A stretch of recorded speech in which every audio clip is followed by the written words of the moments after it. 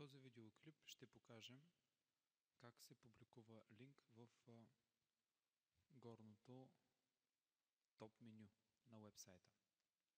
В случая виждаме, че в топ менюто първия бутон се нарича портал имоти. Ето самото заглавие. Ако искаме да добавим елемент, можем да го направим.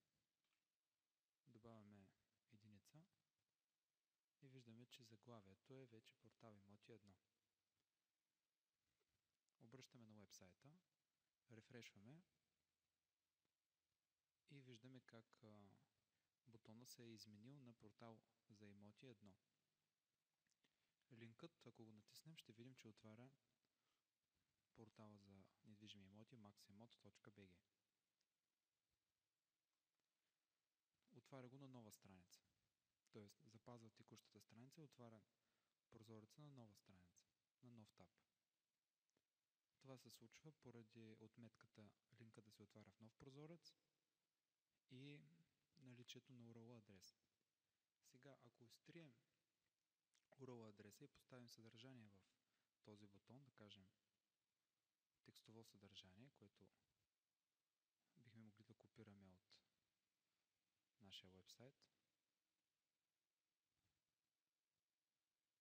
Поставяме текстовото съдържание, както не е необходимо, чрез поставяне на текст, за да го изчисти от код. Ето съдържанието, което публикувахме, съответно на трети езика и бутона на трети езика как ще изглежда, след което натискаме запази. Връщаме се в нашия уебсайт, рефрешваме страницата и натискаме портал за имоти. Ето текста, който току-що публикувахме. По този начин работят менютата в уебсайта.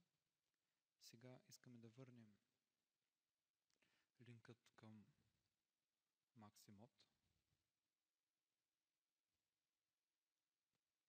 Копираме линкът, поставяме го в полето URL адрес,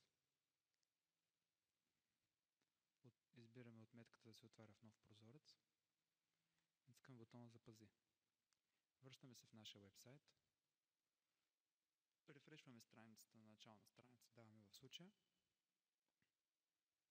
натискаме бутона и отново